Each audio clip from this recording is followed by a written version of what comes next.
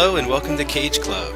2 fans, 83 movies, 1 cage. This is episode 87, Inconceivable, from 2017. I'm Mike Manzi. And I'm Joey Lewandowski, and I was wondering, I didn't even think about it until you were just introing it, how many Princess Bride impersonations we're going to have, but I mean, maybe it's just that one, because I could hear you, as you were saying it, you sort of went into that a little bit, but then sort of like dashed right out of it, so maybe we'll come back to it, who knows. With us today, special guest, again, he was just on Keanu Club, we said the same thing about it there. Shocking that it took this long to get him on here. Again, shocking that it's taken this long to get him on Cage Club, but really, truly, I cannot think of a better Cage movie for my Zack Attack co-host, Joe 2, to talk about than Inconceivable. Hello, Joe. What's up, guys?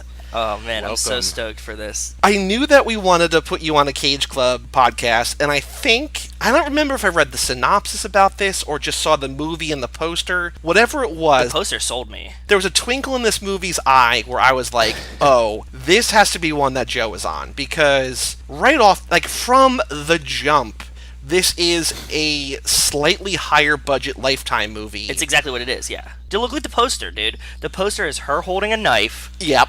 And then both of them just like in like the Lifetime filter. Like if there was a filter, like if you could describe this filter on Instagram, it would just be called Lifetime movie.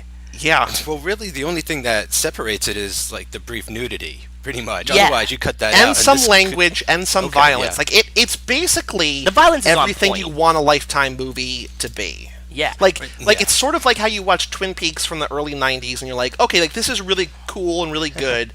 But I know David Lynch wants to do something more. And then you see Fire Walk With Me or you see the new ones, you're like, yeah. Like, even if like the story's not what you want, it's like, this is the uncut vision. Like, here, you have like a Lifetime movie, and then you have like, yeah, like this is the uncut Lifetime shit. Yep. Yeah, it's like, speaking of 90s, this almost feels like a made-for-Showtime kind of thing. Yes. Like a Skinamax type territory. Yeah. The important thing to note is that the 2 leading ladies... So the only criticism I have of this entire movie, which is nearly flawless... Which is unbelievable, that like your sincerity about that comment. God, it's so good. Like, this is a movie... like, watch on this again. Letterboxd... I'm all over the place because I'm so excited to talk about this movie. On Letterboxd, my bio is... To me, there's a really fine line between 1 star and 5 stars. Like, a movie can be so bad, but then if it turns the corner, or if it, like, really commits to how crazy it is, it's gonna go from 1 to 5. And, like, I had it for 1 for a while, and then, man, this ending happens, I was like, there's no way I can call this a 1-star movie, because it's everything I want, except I would like more Cage. Yeah, so that's pretty much the main problem right here, is this isn't a Cage movie. No, when you come down to it, not. you know, it's like a Gina Gershon movie for some, like, that was super unexpected. Like, Cage is in it a lot, but like he does nothing and is of really no consequence until like the last 10 minutes. So that was bad. But if you could get over that, then yeah, settle in for like one of those crazy sort of Hand That Rocks the Cradle type movies. There was even one that came out this year with like Rosario Dawson, right? Where like some mother wanted her kids back. Unforgivable. I haven't seen it yet, but I'm blue-balled so hard waiting to see this movie. Oh, I know. That's what I thought of, too. As soon as I saw this, I was like, yes, this is going to be just like Unforgivable. These are my favorite kind of movies. Like Cage sort of is not in the middle third of the movie. He's pretty much on screen the entire first half hour, but like his role in this is to just sort of be not like an absent father, but like just oblivious to the world around him. He's a doctor in this movie, which is bananas, because we never see either of them at work. The closest thing we see to her at work is she's in scrubs at the hospital, but not working, just dropping off DNA samples, which we are going to get into in a big way later. Yeah, no, this movie takes place in a rented mansion, basically, for the entire movie. Like, it's obviously they rented it just to make this film. And yeah, like, the movie opens with Cage taking a jog. Yep, I thought it was The Runner, too. I was like, yes. Yeah, and then you're like, he's a doctor, okay, where's this going? And then he's like off to work, and you don't see him for like 15 minutes. So my question at the beginning was that they're in bed. He's married to Gina Gershon. And the important thing to note is Gina Gershon back 20 years after Face Off. She was Castor Troy's lover. They had the love child, and she also had the incestuous relationship with her own brother, I believe. So she's back from that, and Nikki Whelan is back from being the stewardess that broke up Cage's marriage in Left Behind, and she was also in Dog Eat Dog, but I don't remember what she was in Dog Eat Dog, but I was like, oh, Nikki Whelan, like, break up a second marriage, please. She's horrible. Sorry, it just Oh, had to no, sneak she's- that in no, there. she's so Is she good. Dr. Mom? Is she Dr. Mom? No, she's the brunette and blonde. Okay. Yeah. Crazy Mom. You have Crazy Mom and Dr. Mom is what I was Yes. referring to. The donor, I called her. The whole Well, there's movie, mom like, of all Donor. 3 children. We're gonna. Oh man, we're gonna. I think this is gonna be a really long podcast because I'm so There's happy about there's this the movie. titular woman who's like the title is named after the actual inconceivable woman. Yes, Dr. Mom. Dr. Mom. Yeah, this movie is called Inconceivable because she cannot have babies. I didn't catch this double entendre for like 50 minutes into the movie. I really didn't. Like, because I kept forgetting the name of the movie, and then like I paused it for a second. It was like Inconceivable. I was like, oh, that's what this is about. It feels sort of like in poor taste to a degree, but Oh I also no, don't really care. 100%. No, it's 100% in bad. This is a shitty movie. Like, it needed a title. I couldn't have come up with a better title. We play the title game on Zack Attack. Yeah. This is the best title I could have come up with for this Yeah, movie. if this was fire ass titles, this would be like it's what it is. It's top like this tier. is Yeah. But really early in the movie, Gina Gershon is laying in bed with Cage, and they're calling each other doctor, and I'm like, are these just pet names for each other? Yeah, Are they both me too. actually doctors? And then we never really get confirmation. I assume Cage is a doctor, but like we never see him at work. Well, what kind of doctor? Yeah, we don't know if he's a surgeon, if he's like a He's just you know, a doctor, like a guys. literature Don't read doctor. into it too much. Jesus. It's not how these movies work. It would have been nice if like we found out he was a surgeon in the beginning of the film, and at the end when someone gets stabbed or shot, like he's there on the scene, and you're like, oh, he's Dr. Cage. Like Yeah, he's a gonna take care shitty of this, doctor. but He doesn't even nothing. do anything to help them. He calls the ambulance. Like, you're a fucking doctor. Okay, yeah. That's why I think he's like a psychiatrist or something. He might be. No, I don't. Maybe. But I think even they have some kind of basic level of like EMT training. Yeah, you went to med. If you're a psychiatrist, you went to med school, right? I think so. Psychologist is the one that didn't go to med school. So maybe he's a psychologist. But and then in that case, he should have been able to tell that the She was crazy nuts. lady was infiltrating. Yeah. Maybe it's an honorary doctorate and he has nothing to do with the medical field. Maybe he's like And he he's just like a builds doctor of motorcycles. film or something, and she just refers to him as doctor. Yeah, he got his PhD in like animal studies or something Because weird. all we know about him is that this is the closest he's ever been to James Dean. He's got his yeah. hair back, amazing. Died. Leather jacket, So died. so dyed. Leather jacket on a like on a motorcycle, which we never see move. Like I guess that like it was either in his contract or like the insurance or whatever. But they're like, there's no way we're letting Nicolas Cage. What's ride kind a of funny motorcycle. about that is you see Gina Gershon like pull up to her house like 4 or 5 times in this movie, like, Yeah. and get out and go to the front door, and you're like, okay, she did that. So let's start at the very beginning. I have 5 pages of notes, so we're going That's to be fine. here a while. That's fine. All right. The movie starts with a brunette, and she's holding a baby, and she's like, we gotta get away from Daddy. And I'm like, oh boy, please tell me that Daddy is Cage. Yes. She's scrambling out of the house, and the guy walks in. It's not Cage. They sort of tussle in the kitchen, and she stabs him. Yeah. He grabs her by the throat. Yeah. Right. It's sort of played to imply that she's escaping an abusive Yeah. husband Right. with her baby. Exactly. Which is the story that she keeps throughout the movie, but then you wonder if something's deeper there. It's hard to tell who that is. Like, it's not Gina Gershon. You sort of, I guess, assume it's Nikki Whelan, but you don't know for sure. Because later in the movie, when she shows up again, she's blonde, she's got bright blue eyes. She's got blue eyes that Zac Efron would be jealous of. Yeah. I don't think the film's hiding the fact that this is the girl hiding. That's what my question was, because I was like, is Okay. this supposed to be a secret? And then, like, 15 minutes in, she has, like, a PTSD flashback when they're in the kitchen, and, like, we're like, oh, okay, definitely confirmed, 100% same woman. I just had like a revelation. Did you guys catch this before? Is she in the house that she killed the woman from? That's not like her relationship. I don't That's think the so. husband of the dude that. Yes, that's what this is. I just realized it. The chick that she kills in the bathtub. This is that house, and that's why she's so spooked that the dude comes home. Oh, I thought she just saw the knife. or No, I don't something. think so, Joe. I don't think this is the same house. Because we I feel learned- like it is don't- because I she mean, calls that's daddy of the baby, and she had just killed him. We need to check and see the clothes and So see if here's they're a the question. same So clothes. you're not saying that the rented mansion is the same house. You're saying that when we get the flashback toward the end where she kills the woman in the bathtub and steals the baby, Yes. that's Yes. the same time Yes. as when she kills Yes. the guy. Oh Yes. yeah. We learn the rest of the flashback basically.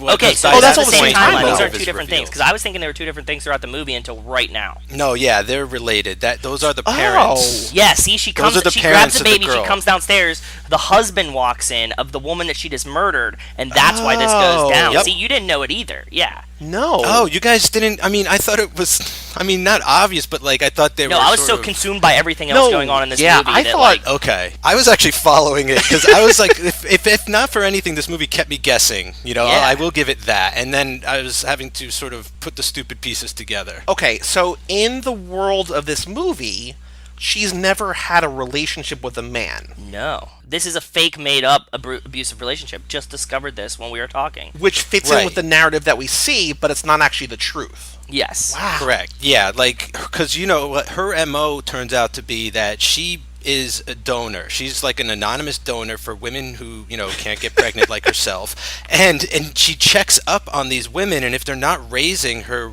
egg right, like she murders them and takes the kid back. And so like this is the second time yeah. she's going to do that. my Yeah, God.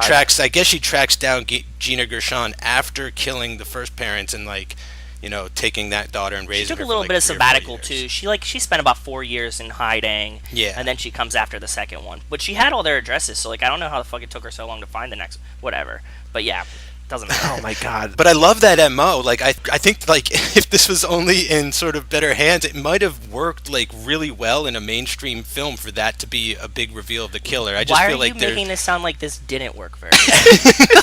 well because I mean, look, I mean it works for us, but it's clearly, you know, lower quality than I would like. I mean, Sure. like we were talking about, it's Lifetime. Sure. You know, for that level, yeah, it's a lot of fun and Be a snob.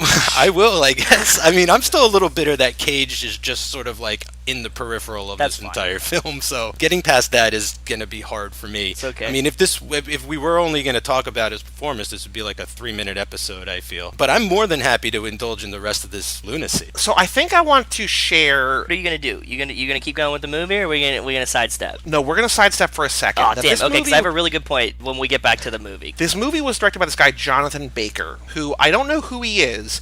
He directed something in 1989 called Dirty Tennis, which is a great comedy about how to win at tennis by playing dirty, which was starring at the time Nicolette Sheridan, who would go on to be Desperate Housewives, I think, right? Oh. And also Caitlyn Jenner, back then Bruce What? Jenner.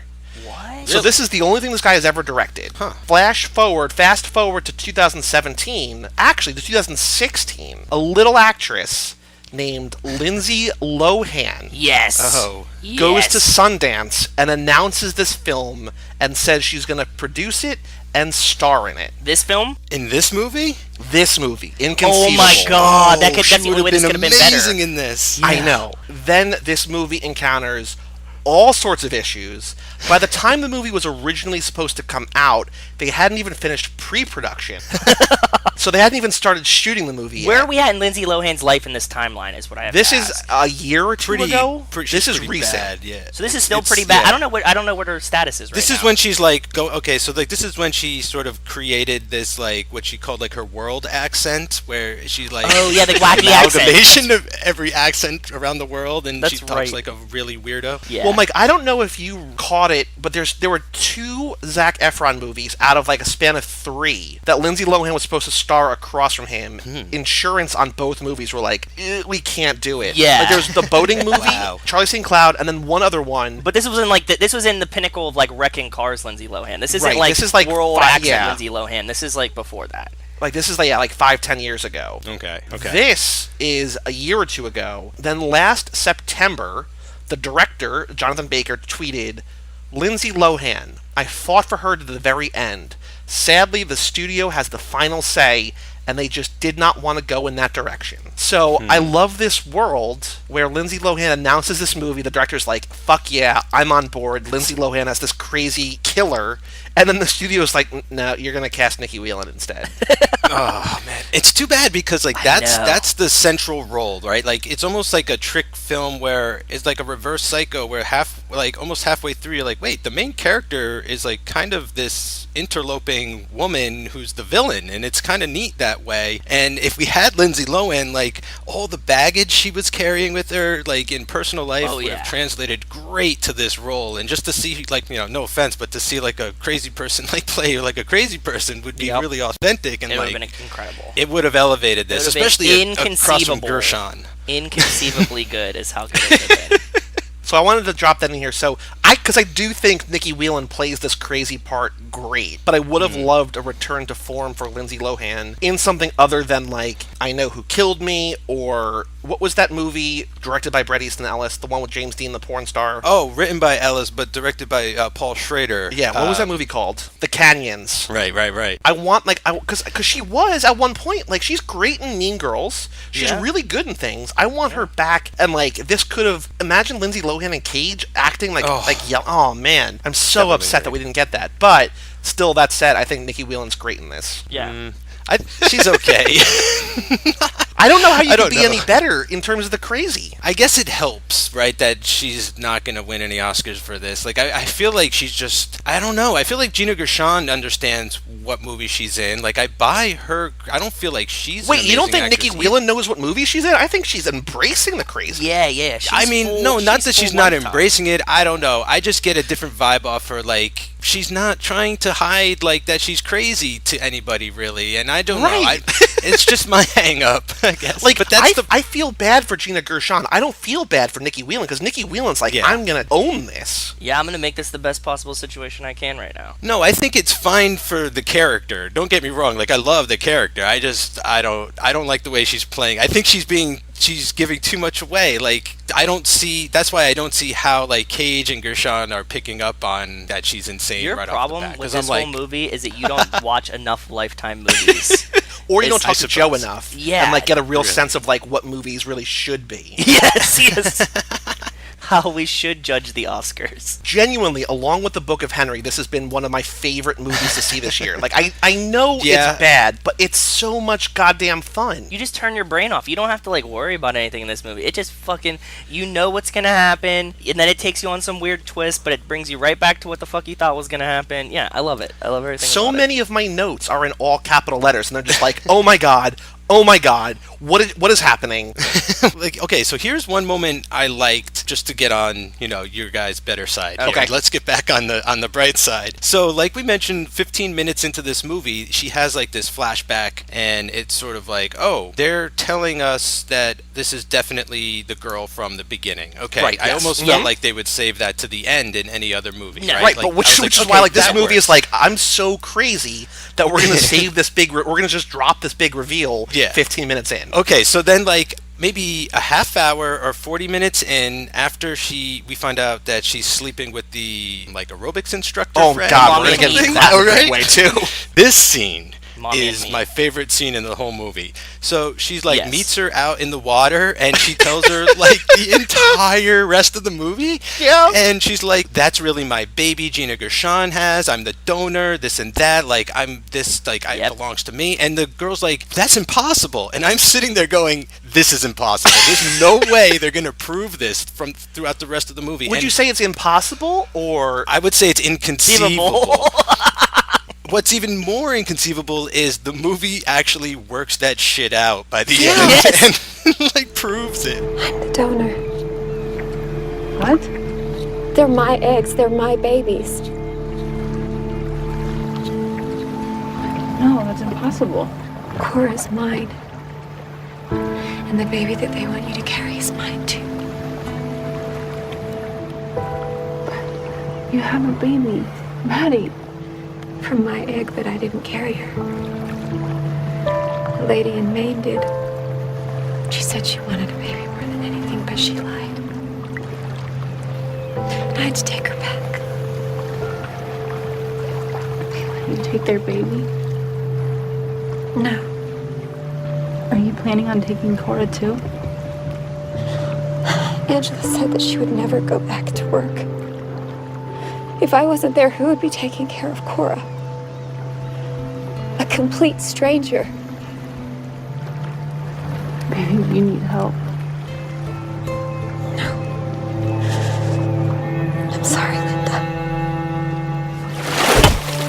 But you don't even say number one. Wait, in you're this skimming scene on over the a lot of beach- this scene. Oh though. no, we're going. Oh, no, we're going back to the beginning of the movie good, too, good, because good. we're not jumping to, like, half an hour in. No. But in this scene, we find out that both of these women know everything about Gina Gershon's reproductive system, Yeah. like her history, the fact that she's pregnant. Cage doesn't even know that she has a miscarriage. I don't think he ever finds out in this movie. Oh, that's so weird. No, I think they talk about it. They talk about Yeah, it. No, they but do the for a new minute, one? going back to work so soon after it. Yeah. Okay. They do literally they have like half a scene between the two scenes in which she gets pregnant and has her miscarriage. Yes. Like it's like back-to-back scenes when that happens. Like the balls of this movie. Later in that scene on the beach, the scuba diver girl goes underwater and then comes up. All of a sudden, Nikki Whelan is in her underwear, not a bathing suit, in her underwear. She's looking hot, in the too. water, in the dirty, dirty sexy. water, shivering. The trainer is like, "What are you doing? You're gonna get sick and die, or you're gonna get sick. You're gonna, you're gonna freeze." Nikki Whelan grabs a free weight. She has a 25-pound barbell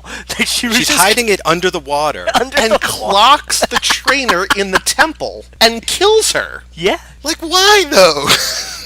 This is a movie in which Nikki Whelan kills multiple people and steals multiple children. Yeah. But she's like covering up a crime that she just admitted to for no reason. You know, like she No. needed She has to stop her from getting the. She has to stop her from being the surrogate. The trainer's going to be Right, the surrogate. she wants to be the surrogate instead of the WWE wrestler, right? Because that's who that girl Oh, is. is he? Yeah, she's a hot. diva, I think, one of the WWE She's really wrestling. hot. She's very yeah, attractive. and she's pretty good. She's seemed okay, but okay, so that's the thing. She wants to be the surrogate for Gershon's new baby now. Yes. Right. Because she won't carry herself. Okay, and so she's gonna murder her new lover, but not not before giving like a James Bond villainy like esque sort of reveal about the rest of her plan for the audience. Yes. What's amazing, though, is the way that they're all introduced is... I don't even know... There's so many things that happen in this movie. I don't even know what... Like, they just, like, have a girls' night, and it's, like, the three of them. Before that, you're missing a key point of this.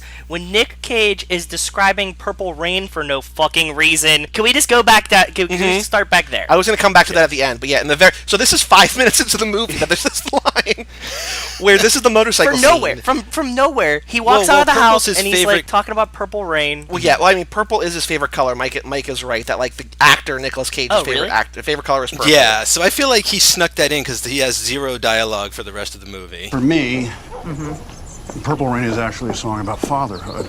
Really? Like when he says, I never wanted to be your weekend lover, like single fathers who such a don't get to see their kids as often and they wanted more than that, you know. Thank God I'm not a single father. He had a lot of girlfriends and stuff, didn't he? Wasn't he I into don't know, that? but that's how I see the song. I think we're so trusting. That's how we roll. Every day. I think it accomplishes sort of two things. I think number one, the director's probably like, just, like act like you're finishing up a conversation as you carry your kid to the car. But number two, I was like, oh, this movie really wants to be Reservoir Dogs. Where like, all I could think about was, Like a Virgin is about, John Holmes motherfucker. No, I didn't even get that. It's so corny. It's not even relatable to me. Yeah, I just thought it was Yeah, I just was like, oh man, like here's another movie that's like going to use a song as a metaphor or explain. No, a song. I didn't even think it was I mean, gonna be like a we just metaphor. did it in Guardians of the Galaxy 2. Ego's talking to his son, and he's like, oh, that song, and he's like, that's us. This song's about us.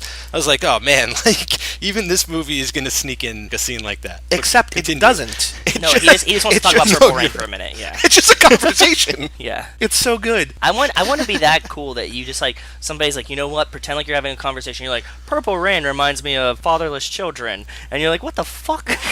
Well, that's what's crazy about this movie is like it teases a full scene, but will stop sort of like at the beginning or halfway through a scene. So like there's the moment when Cage is like looking out his balcony and sees the girl swimming naked, Right. And the girl just like swims towards the camera, and the scene fades to black, Yep. and it's the next day. Yeah. So it like teases all these like great moments that are about to happen, and then they just don't. I thought they banged right there. So here's what happens. So Cage goes off to work on his motorcycle, but we don't see him drive the motorcycle. While he's at work, I guess Gina Gershon's not at work, because then she meets up with She's the out of trainer work. and introduces, like, she meets Mommy and Me. Nikki Whelan, right? Because they're at... Yeah, I think it's Mommy and Me. Yeah, they're at like Mommy her and friend Me. That's is, it, yeah. She's gabbing about, oh, Mommy and Me is my business and this and that. And, Oh, yeah. right, because they're going to open the new branch or whatever at the gym. Yeah.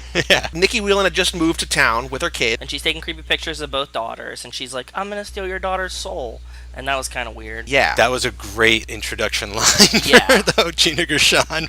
Yeah. It's so Like, good. Then somehow they all decide to like hang out and like drink wine and watch a movie. Wait, but don't they ask like, oh, what do you do for a living? And she goes, oh, I paint houses. And then she goes, No, that's "My not what she said. special-" No, it's weirder and more specific than that. Do I have it written down? No, I'm not done though. She goes, doesn't she also say like, my specialty is interiors? Yes, she does. Right? Yeah. Okay. That's it. I thought it was something more. It takes like a team of guys to paint like men and women, but like one person doesn't just go and like tackle the whole house on Well, their she own. clearly I meant feel. murals, not like a whole house. I know, but Because that comes I know, back. but That's it's like an just so important plot point later in the movie. Yeah. it is. But like, why don't you just say I paint murals? Like, I'm an artist. Yeah, I'm an artist. Like I'm a house painter. Well, she was It's trying to just be so humble. crazy. I mean, this is your first meeting of someone. You're not going to whip your dick out as soon as you see them. Like, you just play it cool. I paint houses, murals, and shit, you know. Because that whole conversation was weird. Because I think like really awkwardly, Nikki Whelan's like, I'm single, and then she says some job, and then she's like, or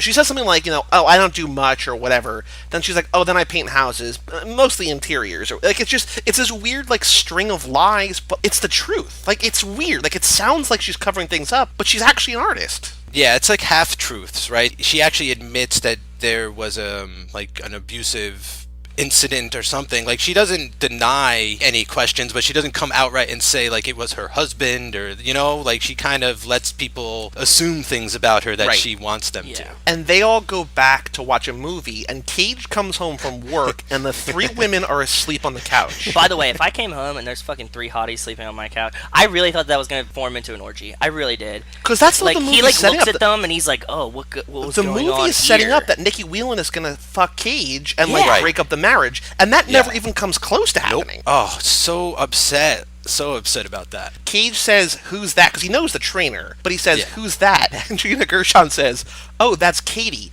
my play date." Yeah, same. This is why I thought this was going to get sexual really fast. I was like, oh, damn. He's in love with her immediately. Yeah. I mean, I think he's like kind of infatuated with her. I don't know if he's got time for anything, really. Being a doctor. He's so That's busy. all he does. Yeah, like he's never home. It's like, okay, whatever you want, honey, like let's do it. All he really wants to have is more kids, I In feel. this huge fucking house. Yeah. His house is too big. Like, it's comically... it is, like, the funniest thing for me about this movie, just how comically large this mansion is for 2 people. We don't see any of the house. No, we see a bedroom and the lobby. And And maybe the kitchen. Yeah. And the living room in that one scene where everybody's asleep. Yeah. And, yeah, we never go upstairs in the bedrooms because the people who live here don't want any equipment upstairs messing things around. Like, there's no personal pictures on the wall. Like, there's no, like, personal touch at all. It's just, like, insane It's to me. big enough of a house to have a whole separate guest house where Nikki Whelan almost immediately moves into. Yes, she moves in immediately. This is like, what, 15 minutes into the movie? Well, before that, they go to sleep, and I guess Nikki Whelan sleeps over because, like, they don't have a house, I guess. Like, I don't know where they're They're staying. in the motel. They're in the motel. That was the whole point. They're in the motel, and she's explaining how they sort of are homeless a little bit. They go job to job, and then they move town to town. And so they stay over. Cage and Gina Gershon are woken up the next day to their daughter screaming like bloody murder. And then they walk downstairs, and the daughter is just sitting there with the other kid, with Nikki Whelan's daughter, and they're just making breakfast. And it's like, oh, okay. You're like, oh my god, this woman's perfect. She's beautiful. She can cook. She's a painter. Like she paints, like she's like face painting a couple scenes She's later. nuts. It's like She's my this perfect girl's woman. total package. Exactly. Yeah, what's crazy, and like I guess it goes with the character, but what's nuts is how like she is here to make sure Gina Gershon is raising that daughter well, and so Right. she becomes friends with her. She moves into her house. She starts like hanging around, but it gets to the point where Gina Gershon's like, I trust this girl so much, I'm gonna go back to work and leave my daughter with her. Something any sane parent would do and not think anything wrong about. But this is like sort of, I guess, the trap that she's setting is like, I'm gonna make her feel secure enough to leave her child, and then I'm gonna turn that around and make her feel like a bad mother for abandoning her. Yeah. Like, it's just so strange. Like, she's just like a black widow, like with this web that's so intricate. It's just Which is like so nut awesome. bar. Yeah. Well, because we find out, like, the twist of the movie is that Nikki Whelan at one point in her life was so strapped for cash that she kept harvesting her eggs and getting Yes. paid lots of money for it. Yes. And then at some point, she got like an infection in her uterus or her ovaries or whatever, and the doctor is like, "There's no more eggs left. Like these are the last 3 eggs or something like that." Yeah. And You only she got 3 eggs freaks left. out. So what we find out, these eggs, like she might have more kids. Like that's the movie I want to see. Like she probably has like way I more hope that kids there's to a find. second one of these. I really hope that there's a second one. Well, that's why I wish she had like a kid, 2 or 3 kids with her now, like a 2-year-old, a 4-year-old, and a yeah. 6-year-old, Yeah. and then she was coming to collect like another kid or something. Because we find out that the kid that Gina Gershon and Cage had, this is all sort of like throughout the movie we learn this, but like the egg was from Nikki Whelan, but they don't know that. Right. And so it's Cage's sperm and, you know, the egg, and but Gina Gershon like had the baby. Yeah. Like she she went through she was actually impregnated. We also find out that the kid that Nikki Whelan begins the movie with, that she steals from the woman, is another egg that this other woman took and got impregnated with. Yes. And then Nikki Whelan becomes the surrogate in this movie. So now she has 3 daughters, and only one of them, maybe not a No, daughter. she has 2 no, daughters. no, She it's a only has boy. 2 It's a daughters. boy. A Yeah. boy at the Yeah, end. it's good. But she has Yeah. 3 kids, and this is the first one that she will keep.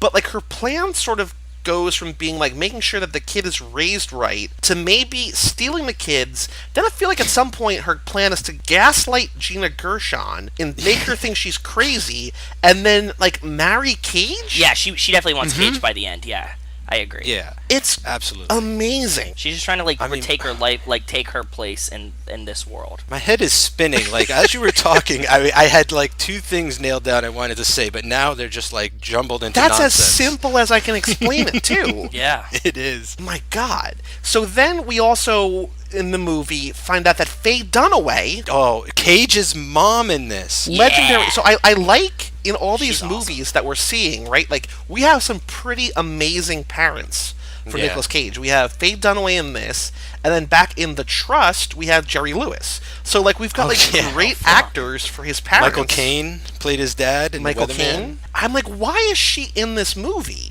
Like, there's no reason for her to be in this movie. Like, None. I don't know. She must be related to the director somehow or something. Also, she's a professional hater in this movie, which is awesome. She's just like, I don't trust that bitch. Like from the get. Right, but then later in the movie, like, she does trust her, which is crazy. Yeah. Well, she hates the daughter-in-law so much that she just like jumps sides. She flip-flops to the other side. There's just no time for her. She needed to die halfway through. Like she is the obvious character where she's first coming on mom? to like the Cage's grandma. mom. Yeah, Cage's Nikki mom. Whelan needed to kill her, Like yeah. Faye Dunaway needed to get slashed in this at one, and that is Ooh, that's a that good would have been call. like a huge thing for Gershon Could to use then a couple more murders in this. go crazy. Yeah, I mean, it's remarkable to me that the body count in this is bigger than in like Knock Knock, which we reviewed earlier for Keanu Club. Like, that is part of what I really liked about it, is that it was starting to go full tilt like horror, and then it would divert into like another sort of weird thriller category, and then another weird thriller type of movie. Yep. It just couldn't stay like on track, but I guess the schizophrenic nature is part of its charm. To be totally fair, the body count in this movie is way higher than I thought it was going to be. Same. I totally agree that I want How many does she more. actually kill? I think it was only 2. I think it's 3, right? She drowns the one in the tub, kills that person, stabs that person's husband, and then Right. does the weight to the face Yes. of Yeah. the girl. Yeah. And we also think that there's almost a 4th, which we'll get to at the end. Yeah.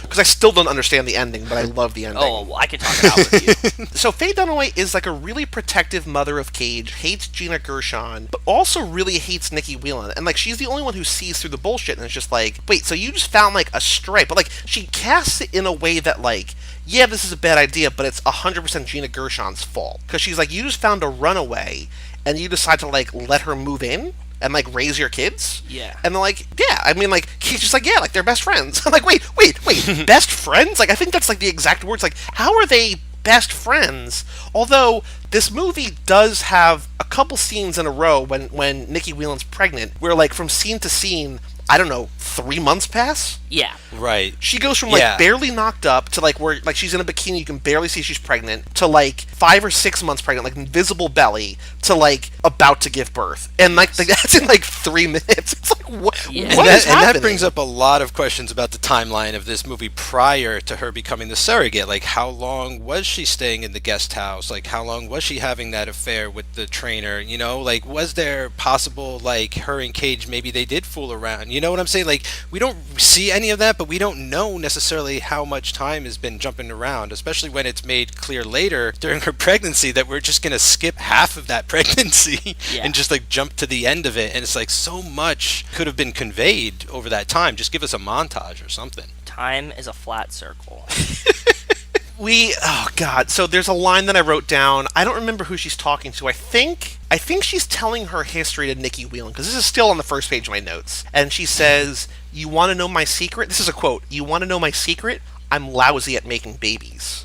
It's Yes. like, oh, okay. Very open and honest. And I was like, oh, please let Cage knock up Nikki Whelan, which essentially happens medically, not, in bed. That's when we find out that they got an egg donor. She got really sick. She's self-medicated. She, had this stint in, a mental institution, like a rehab facility. Yeah. This whole movie, this thread of Gina Gershon being a pill-popping abuser leads to, later in the movie, Cage demanding a urine sample of his wife. Yeah. Which is, Yeah. I'm surprised it took us 83 movies to get to Cage demanding a urine sample from someone, but I was like, oh my god, I want this so much. Yeah, and she gives it to him, which is even funnier.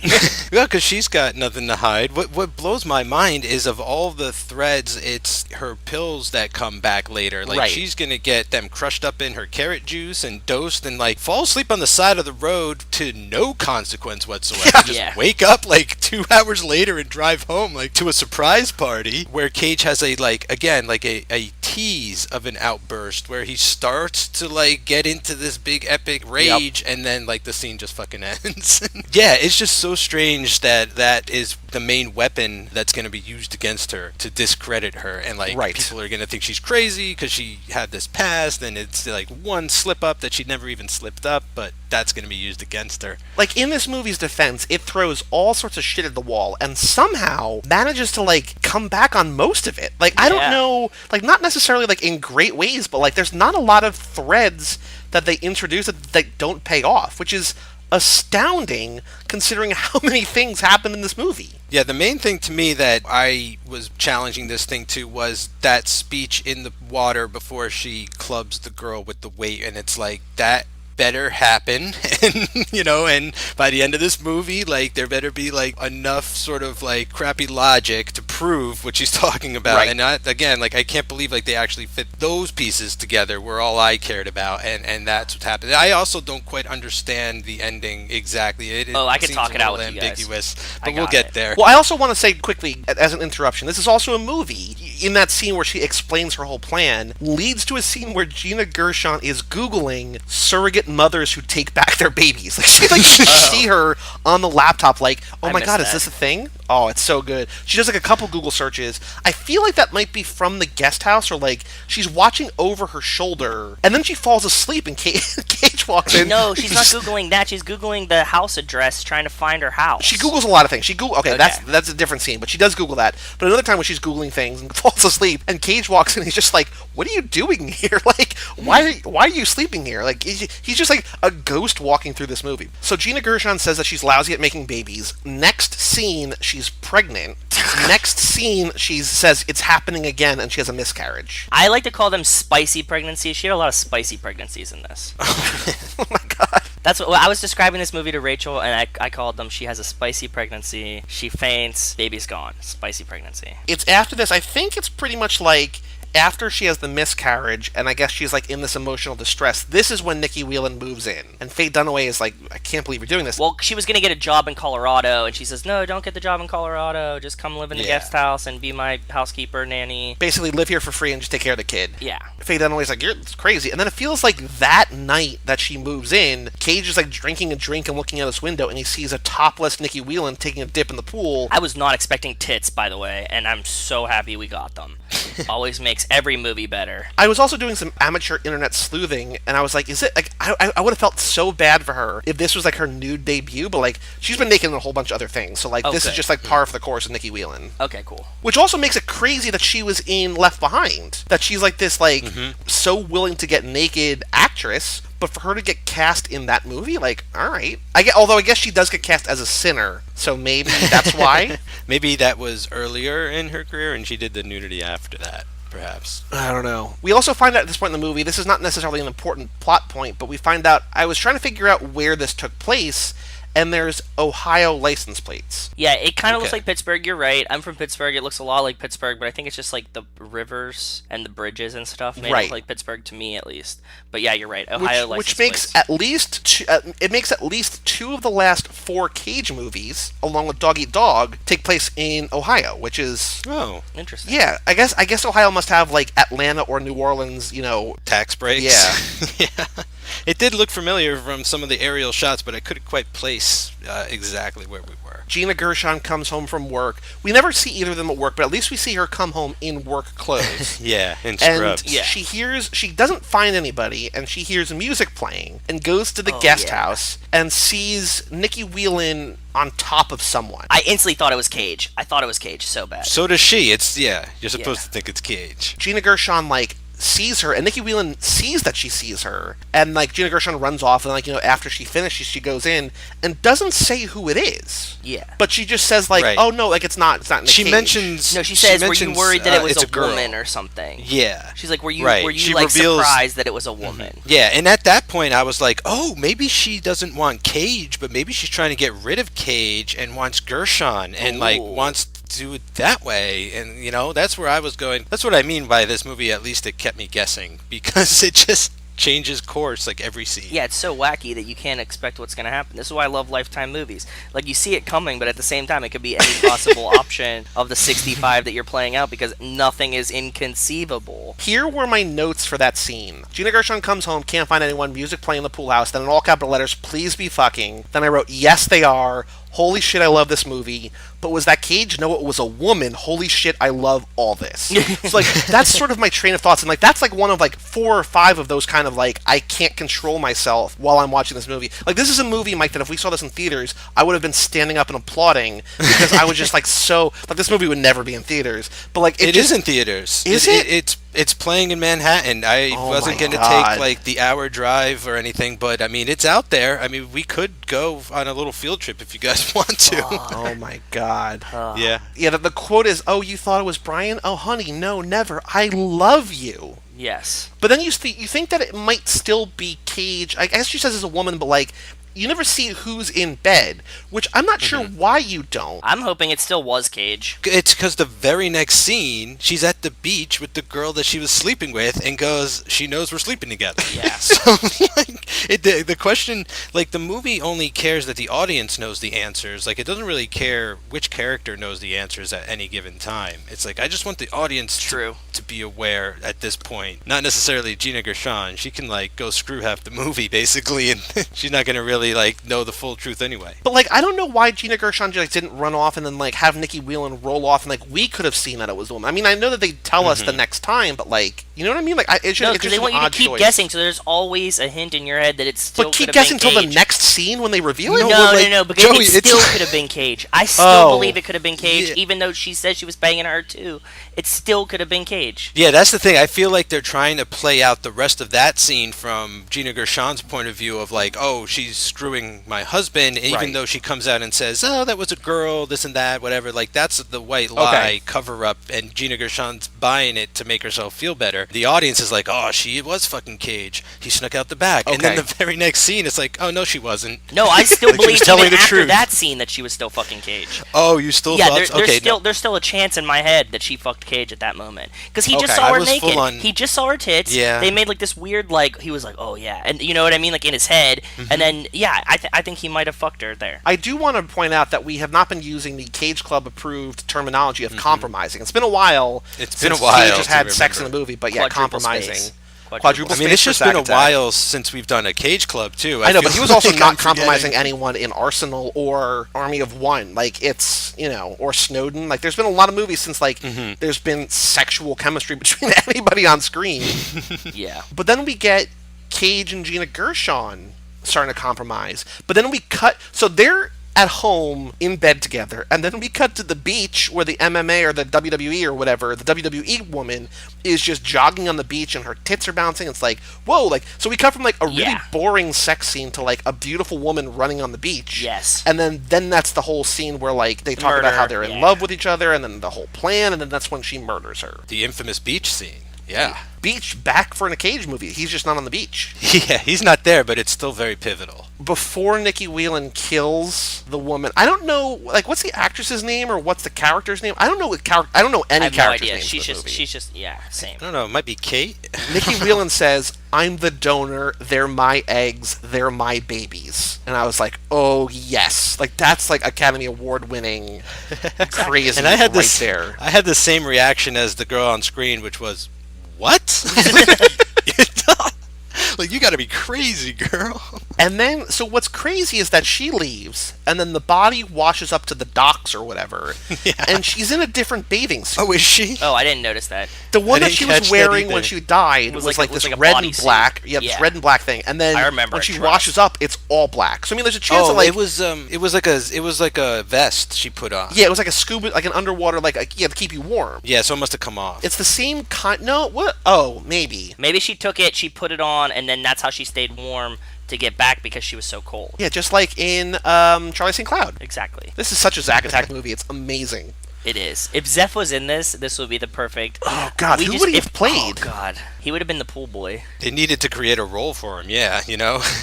I guess he could have been like the DNA doctor. Yeah. Oh man, that guy is, oh my god, all-time favorite line reads maybe like for a secondary character. Is he somebody's brother? Yeah, It's he like, is. He was at the picnic. He was at the 4th of July party. No, I mean the actor. Like the actor's got to be there's, like there's no reason for him somebody- to be an actor. Yeah, Oh exactly. yeah, for sure. No, Yeah, definitely. Like not. especially not sitting next to like Faye Dunaway going, "I'm so glad we do this every 8 years or whatever," and like everyone just kind of ignores him and they're like, "Shut up, whatever." Yeah, That's why it Like, was so we know we do believable. this. He's the idiot brother that nobody cares about. I don't even think is he the brother. He's just like a friend from work. No, I think that's Cage's brother. Oh, Even though they don't say two words to Yeah, each I other. definitely got Wow. a hint that it was the brother. but she also works with them, or he also works. They're with all them. it's a family of doctors. It's a house of learned doctors, Joey. I don't know what you're not understanding about this. And the mom was a doctor too because she says some psychology shit at one point too. Cuz he said my mom didn't diagnose her or anything. Like when he said like why she doesn't like her, remember? Like the whole family is doctors. Yeah. Literally everyone except the crazy bitch. I thought maybe for 2 seconds it was Gina Gershon's brother, but that was like, why would he be sitting next to Faye Dunaway? It just seems like he's the doting younger brother who, you know, is like the mama's boy Right, okay. kind of thing. And, yeah. But we cut from the beach where Nikki Whelan kills the trainer to the pool where Nikki Whelan has a baby bump. Yeah, is now pregnant. She's now pregnant. But like it's back-to-back scenes. yes. Where I It's was like a like, it's fade. immediate. Yeah. because I wrote cut to Nikki Whelan looking great in a bikini in a pool, and then I wrote in all capital letters, wait, this jump cut fast forwards to Nikki Whelan pregnant? Because Yeah. it's like, wait, what, how, like a 3 months later, I guess? Like, I don't know. Yeah. Yeah, you know, we skipped the funeral. Did they We mention skipped the grieving, Yeah. you know? Like we this skipped girl's we best skipped friend. Nation. impregnation. Like, think of how inconceivable this is. Here's what we skipped. We nice use of the word, nice use. We skipped the investigation into this murder, Yes. which Yes. clearly It was a boating places this accident. It was a girl. boating accident. She wasn't boating at all. She was swimming, but it was a boating accident. And we have this mystery woman from out of town who's been sleeping with the victim and was the last person to see her alive at the beach. Who also And doesn't want to be photographed, like has like Yes. this shady like history. the movie's like, fuck it, I don't know how to deal with this shit. Let's just skip it and like move on. I just realized there are two very young girls in this movie who never age, even though this movie takes place Oh, that's over the span of true. maybe a year and a half. Oh yeah, that's true. Yeah, they're always Like just they're, the they're two little four girls. the entire time. Yep. That's hilarious. They're like the kitten and Keanu. Like, they're just ageless little girls. Like there's just like there's so much crazy that like so Nikki Whelan's pregnant, Gina Gershon and Cage are in the kitchen and he starts pouring wine and she's like, isn't it a little early to be drinking? He seems like he's an alcoholic now, right? Because there's a lot of stress. I mean, he's got this babe in the guest house that he can't have Can't sex bang. with. but even though is he already carrying his kid. Yeah. Yeah, and their best friend just died. I think you should get a 3 months pass. ago. I think you should get a pass for that. If some woman's already carrying your child, you should get to have sex with them. I'm gonna pitch that to Rachel later and see what she says. But Cage says it's 4:00. It's happy hour, and I was like, it's not happy hour. Like that's not happy hour. Yeah, that's 5:30, isn't it? It's like, yeah, just 5. Yeah, like it's like, wouldn't it be great if he was like, I lost a patient today. Like it's the first time in years. Like I'm having a shit day, but no, nothing. No, No, he's drinking allusion because to, of the like, baby, any not of that. because of this. Yeah, shit. but why is he home at 4:00 to be drinking? I don't know, man. Don't ask too many fucking questions. You guys are asking way too many fucking questions about this movie. But that glass of wine takes 3 months because all of a sudden the next scene, Nikki Whelan's visibly pregnant. Way pregnant, yeah. Is this before or after Gina Gershon breaks into her own guest house? It's before. We have not gotten there yet. Okay, alert me when we get there. 'Cause Okay. I have some capitalized notes for that scene. This is the scene where we're at the scene. She's very pregnant at the park with the 2 kids. And the woman comes up to her and is just like, oh, they both look like you. And she's like, Yeah, I know your I love them both daughters. so much. I get that all the time. Yeah, she's already being creepy. Once she gets pregnant, she instantly turns super creep. Something clicked in her head. She is very, very creepy now. And Gina Gershon walks up from behind and is very clearly the one girl's mom. Maybe my favorite reaction in the entire movie is the way this stranger just casually walks away, like, gets a complete read on everything. And it's just like, oh, I need to get away from this woman. Yeah, probably the best directed piece of acting in the entire film is that extra in that scene. And, like, the direction was like, just act like you read this entire script and know who this woman is. And she's like, okay, I'm done here. But that happens like 2 or 3 times where Gina Gershon will catch her referring to her daughter as her Right. daughter. Yes. Yeah. After once, okay, maybe it slipped, just whatever. Or Well, because she there's- also has, like, excuses. She's like, oh, no, I was saying that Yeah. she's like my daughter. Exactly, right. So maybe you get away with it once, possibly twice, but like it clearly happens like 3 or 4 times. Right. And, yeah. But I guess at that point she has to go drastic or do nothing. It's really she's kind of trapped in the situation. It's crazy. Also, she's gonna go over to the guest house and she catches them dyeing their hair, right? Yes. She like sees them dyeing their Yeah. hair and she calls them on it. And even then she's like, "Oh yeah, like when we were on the run, we decided Right. to dye our hair, and now I'm like, oh, I guess we don't need to do that anymore." She breaks into the house twice. The first time she just kind of sneaks in. The only way that she could tell anything was missing or like changed was like the books were slightly adjusted the wrong way. Yes. I thought she kept the Like picture, that too. just proves how insane she is right She there in didn't that take scene. the picture out of it? No, because she goes back and looks No, at the she picture. realizes puts it something's back. wrong because the top book is slightly askew. Yeah. Which also, Gina Gershon is so careful to make sure that like she's not there. Also, the fact that like later in the movie when she sneaks in, she cuts her hand on the window, probably leaves blood everywhere, and that's She does never leave blood addressed. everywhere. She does leave blood everywhere. That's how she finds it. She sees all the blood like all over the fucking curtains and shit. There's blood everywhere. But like the fact that she like noticed because she's on the bed with the kid and she like sees the book is like not perfectly in line, and she's like, oh, someone's been in here. What was sort of the big red flag about finding that book? Because to me, it just seemed like notes any I pregnant agree. woman- I think it was a lot of like, The notes inside of it. I'm 'cause she was- I'm looking forward to meeting you. I can't Yes. wait to have my daughter, and it's like very possessive. Yes. Like it's Oh, okay. borderline normal, but it's a lot of like notes like right to on the the baby. edge of- Yes, like I'm gonna keep this baby, basically. Got it. I wasn't sure at that point because again, like I mean, I maybe in a scene or two. I think it was around the time where she was drugged or something. Where I was like, okay, she definitely just wants this family to herself. Like she's gonna off everybody if she can and just take the kids. Even Cage. Even yeah, maybe the only person who deserves to like get killed because he is an absentee father in this movie. Yeah. He's working hard. Dude, he's providing this huge fucking house. Let's not talk about Cage in this movie. They're gonna have this huge mansion for like they have a 4-year-old and a newborn on the way. They need like they have like Wayne Manor. It's seriously Yeah. like Batman's house. Yeah. It's huge, yeah. Then Nikki Whelan's having her checkup, and she has like PTSD. That's when we find out about the eggs. And she That's great. freaks out, basically runs out of the checkup room. Or Gina Gershon says to the doctor, she's like, wow, what was that? The doctor's like, I don't know, like that's crazy. The worst doctor in the world. And then he's like, right? hey, want some benzos for this? And she's like, yeah. Exactly. She's like, what should we do about it? He's like, medicate her, I guess. He's like, like, "Want some Xanax? no, it really Sounds was good." odd. Girls don't normally freak out like that, but okay. And this is when Cage, like, sort of like, there's a lot of things where we don't really get a sense of what people are thinking until they say it. And he's like, we're going to have a beautiful baby, then Katie's going to move on with her life, everything's going to work out the way it's supposed to, I promise. And then, flash forward to the first day of school, it's clear that Nikki's not going anywhere. You know what I mean? Like, that she's going to be in this family forever until something happens. Also, we're still 9 months into, like, the same point in the painting of the mural. Right. You're leaving that's that the out. best. Yeah. She hasn't accomplished. She's always painting the mural. Nothing's getting done. Like, it was the tree the first day she walked in, and then it's like still the tree 9 months later. And it's the same mural she paints in all the don't houses. ruin it for me. I mean, that's going to be one way that Gina Gershon catches her. Is Yeah. that like that's all she can paint is that tree, and that's what gets her And the caught dress. at some point. It's like this, it's like a African safari landscape, kind of, right? Like, and but like, there's a huge mural, and then later in the movie when they name the baby without really sort of Gina Gershon's consent, like it's just a name that they're throwing around, she paints the name on the similar mural except it's smaller. It's like, why is this like you can literally paint anything. No, he like ordered that or something. Or no, he got it framed. It's like the movie is shouting at you like, remember this mural. Yes. I guess. Like, that's the only reason, right? Yeah, it makes it in focus a bunch of times. And then, so it's the first day of school, and they're like, you're dressed exactly alike to the same girls, but like, they're not. No, they're not. They're in completely different clothes. The only thing that's similar is they have similar hairdos, but not even identical hairdos. They both just have like pigtails.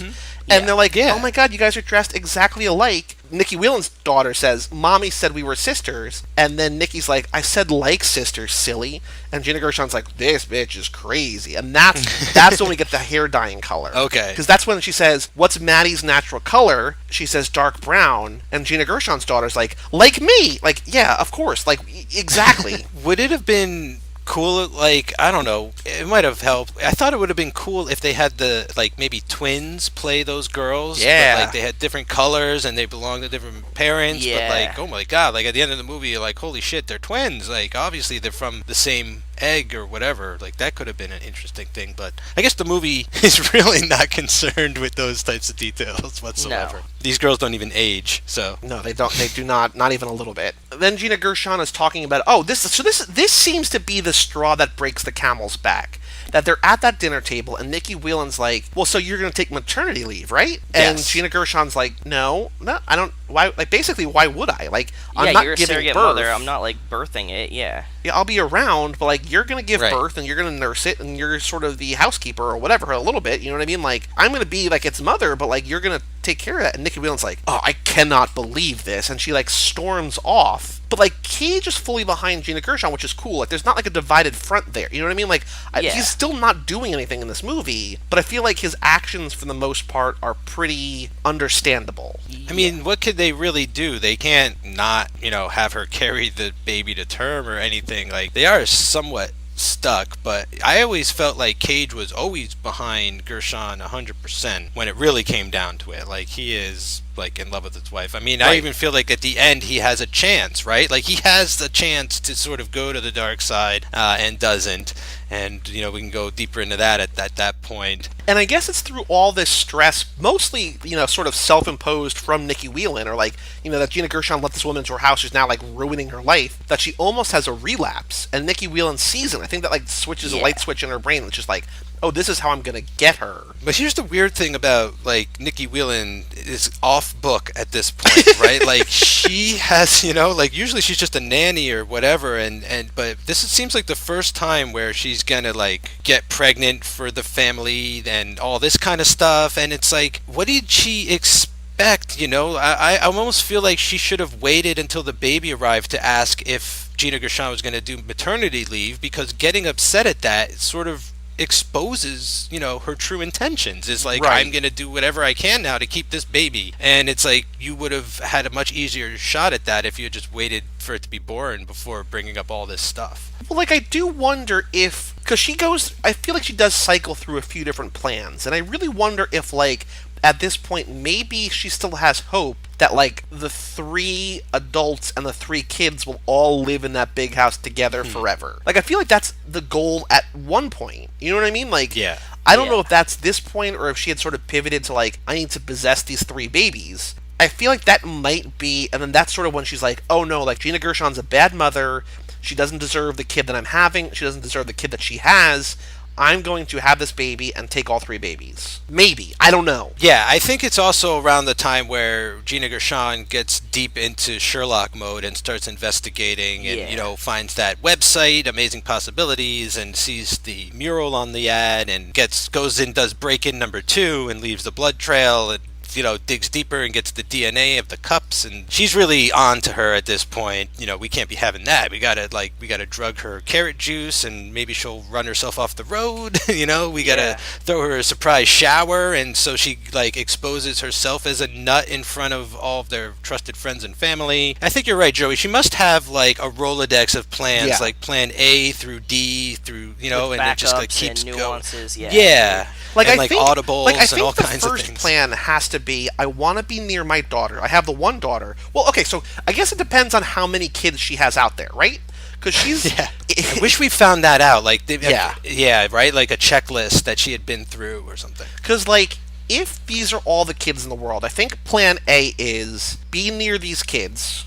Just basically be with her 2 daughters. And then when she finds out that Gina Gershon wants to have another baby, use another one of her eggs... Then she's like, okay, now the new plan is, I think it's the same plan, except I'm going to have that baby, and I'm going to be with that baby now, too. I think that's the plan, 1A, you know what I mean? And then plan 2 is when Gina Gershon loses her shit, then it's I'm going to take these 3 babies. And I think plan 3, after sort of that goes tits up, sort of, is to get Gina Gershon either killed or committed and basically replace her. Yes. Yeah. But I don't think really ever at any one point is it let's kill everybody and just run off. It's weird. I feel like there's it's more subtle than that, sort of. Yeah, that seems to be the last ditch effort, right? If things start to go out of control, just kill everybody, take the kid, and hit the road. Right. Basically, is that's the backup plan. So what I really liked about the bathtub scene, which is when we get another PTSD flashback, we find out that she killed the other mom, and that's, the conclusion or the beginning of the scene from the beginning of the movie. I don't know if either of you noticed this, but, Nikki Whelan is a pretty specific shade of tan. She's beautiful. She looks good, but then, the baby bump, which is sticking out of the water through the bubbles, is a decidedly different shade of skin color than her legs and her, her face and her shoulders. No. Really, really bad.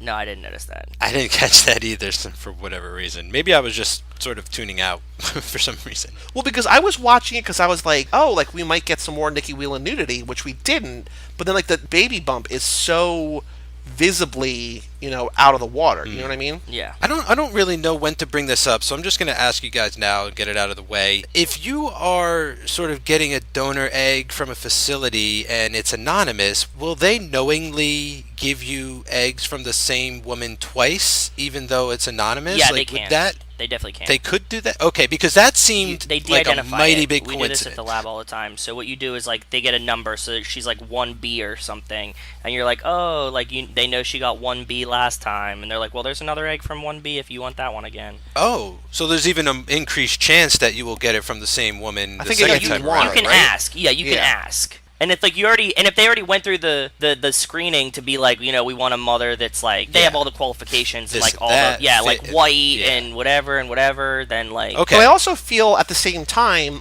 this egg donor facility was not on the up and up across the board in all things. No, it's kind of shady. Yeah. Yeah. Not when the doctor's we've scraped you to the bone, we can't get you, you're never going to have a kid or any of that. Which, in the end, she is able to get pregnant, so what was that lie all about? That seemed kind of... No, she couldn't produce any more eggs. It wasn't that she couldn't get pregnant. It was that she wasn't going to produce Oh, okay, any but more she eggs. could sort of put an impregnated one of her she was old gonna eggs basically back into one of herself. the eggs that she donated or she sold or whatever, she's going to get Yeah. put back into her body, which is Right. bananas. Yeah. Yeah. Okay, I just put the picture in the Discord It looks chat. pretty similar to me. I don't know if it's You something think that that, you saw. Yeah, it looks dead on. I can't see a difference. It's a little oranger, but belly it doesn't bump, look that it looks bad. the same as her leg? No. It's a little oranger. It looks off to me. It does now. It's brighter. Just a hair, but not enough that I would notice it during the Probably movie. not, no, but staring at it, it's brighter. So this is when she starts, when Gina Gershon... So after we have the PTSD flashback, and we know that, not only is Nikki Whelan, a self-defense murderer, but also now, a murderer, Yeah. that Gina Gershon Right. starts snooping around the guest house. Again. And she finds the pregnancy book, and I even wrote down, I'm what am I missing? And it's just one filled with lovely notes to her unborn kid. Like, it seems that's sweet. it. Like, I feel like if there was like even like a note like I can't wait to take. I guess you can't like have a note like I can't wait to kill Gina Gershon, because then she shows it to Cage, or you know what I mean. But like, do something that's a little bit more sinister that she can then show Cage, and either he can downplay it, that's saying like, you know, she's misunderstanding it, or be like, well, why are you snooping around her house? You know what I mean? But like, there's nothing. Yeah, that's the weird thing, is like there's really no evidence like that you could show that she's planning any of this. Like, it, you know, dude, that it shit is. was creepy. Come on, like the fucking notes were creepy. Yeah, but if you bring it to Cage, he's just gonna be like, well, like, you know, what do you? I don't know, like, what's, you know, I gotta get to work. And if you bring it to Faye Dunaway, she's been turned at that point. I mean, that would have been good if Gina Gershon actually like confronted her and was like, I found this book, and then the girl would be like, what were you sneaking around my house for? She'd be like, it's my guest house. Like, Yeah, I can do bitch, whatever it's my I house. want. I'm gonna go wherever the fuck Right. I want here. You're a stranger. Like, let's get to this knife fight within like 45 minutes instead of with like 10 minutes left in the movie. Like, I wanted it to really get like, I thought the third act was going to be some kind of hostage situation or something. Right, but it's not. Like, I almost like this reminds me of the house from Trespass. And like, oh yeah, it could have been like, you know, the house could have been on fire or what, you know what I mean? Like, sort of reenact the end of that movie, but no, it's just there's one crazy scene that brings us to the hospital, and that's where the movie ends basically. But like, it could have been so much bigger. I mean, I'm not criticizing what we get because the end is beautifully crazy, but like, it could have been bigger. Yeah, but I mean, we just went on this fucking roller coaster of emotions so far. Well, what the fuck do we need? That's what's crazy, is it kind of does like that, all that like psychological up and down stuff a lot better than a lot of straighter movies or a lot of more mainstream films that'll take just like one or two of these ideas and run with it. Like, this has like all this crazy ideas and is like actually committed to trying to make it all work, and most of it to a degree does work. I mean, I feel like the only thing holding this movie back is the budget. Personally, you know, like if you get bigger, I don't want to say bigger stars, but if you just had more money, because I feel like most of the star powers here, there's just something low about this production, you know, something VOD, something straight to video that just doesn't feel as theatrical as it could be. Which is what is it, that's a charm of it. This is the love of like this and these Lifetime movie type movies. The budget lends itself. Like, if this was more shiny, you would be less apt to accept all of the wackiness going on. But because it isn't, you're like, oh, and you give it a lot of leeway. Like, oh yeah, she just murdered her with a fucking freeway in the ocean for no reason. I think that if it had a bigger budget, we would be bitching about different things. Yeah. That's a good call. One more thing I want to say about the Gina Gershon snooping in the guest house scene is that, of course, Nikki Whelan is on her way back, so she just like sneak out the back door. But while Nikki Whelan is walking to the guest house, I think the director was like, we need something for her to do on the way. And so she picks up the soccer ball and just sort of tosses it to herself a couple times and like puts it down right outside her door. I'm like, why was that like a thing? Like, why have that at all? Build tension, a tension builder. Really? Like, if she was, it was going to be if she caught her in the house or not. So it was like giving her. No, like, I understand why she has to come back, but like, why is she doing prop work? Tension building. I feel this like is a that's common a total... Lifetime movie thing, man. They have to like give them something to do. So you're like, is she gonna, oh shit, she's like in the middle of the book, and it's like, well, now she picks up the soccer ball. You're like, oh shit, she still might catch her, and it's like, no, they get out right at the right time. Yeah, this is common. I feel like it's a total director thing too, where it's like just like on your way, you know, like pick something up, mess around with it, and put it down, like something to like fill the time between here and there. There's a great moment I caught earlier with Cage, that moment when he comes home to find all the girls asleep on his couch. He comes in the house and sort of like plays with his keys in his hand as he's walking down the hallway. I don't know if you caught that, but he does like this little like flick with that, and it's like, well, that's not necessary, but it's like a Cage thing. It's like probably the director saying, you know, fill up this time with something visual so that it's just more interesting. If she just walked from here to there, okay, but she picked up like a soccer ball and threw it to herself 3 times. Like, she's insane. Yeah. Like, it's selling that. Yeah, so then she sneaks out of the house. Then this is when she starts doing the Zillow snooping and falls asleep. It's almost really at this point in the movie, we're like halfway through, Cage comes back on screen. You're like, oh, right, like Nicolas Cage is in this movie. He's in this movie, yeah, he is. Oh, yeah, he took the day off to go to the zoo. No, right? that's later. That's for the surprise party. Oh, God.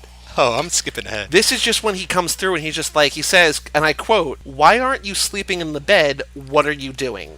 And it's like, I feel like that's sort of the character confused but also the actor kind of confused, like, why is this scene here? Like, what's going on? Like, I don't understand what's going on right now. Gina Gershon just falls asleep in strange places in this movie. Yeah, she like, does. in a chair while Googling, like, in a car while driving. What is up with that? We get a couple more scenes. I mean, this is when she Googles surrogate mothers who steal back their babies, and I was like, just when I thought this movie couldn't get any better, we get better. Like, it's amazing. And there's a couple more scenes like that, and like the kids bump heads outside, and like there's like this tension. I'm your mommy, come to mommy, yeah. And then we get to the first of two crazy confrontations between Gina Gershon and Nikki Whelan.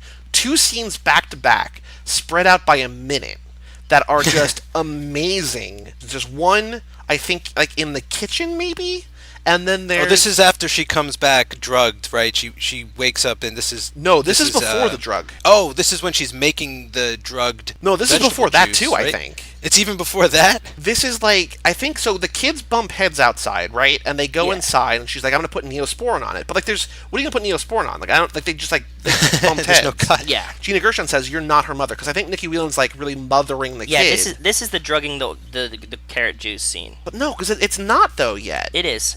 No, because, hold on. Because the same scene, Gina Gershon is stealing the cups. Yeah. Like, it's It all happens in I'm one scene. drugging you while I'm getting your DNA scene. It's all one scene. No.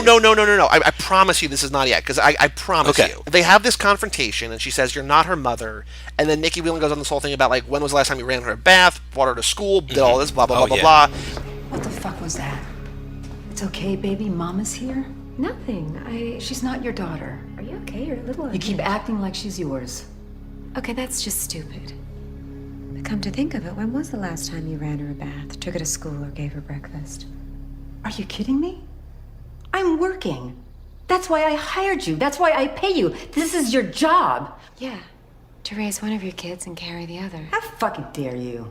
And then Cage walks in and it's just like, what's going on here? I was like, I can't wait for him to like he was clearly setting up that like he's going to start thinking his wife is crazy because he comes in and sees her just like yelling at this new girl, right? That's the whole point of this plan. She's just trying to make her look crazy so that everybody starts to believe her. Yeah. Gaslighting the movie. So then we go to the next scene, which is when they unveil the Gabriel name, okay, right? We got through that. Yeah, yes. And this. So that's when she's like, you named him without me? And she's like, that was one of 3 names. Yes, that was out of a lot. Nikki's like, I think it was perfect. And Gina Gershon says, I don't give a shit what you think.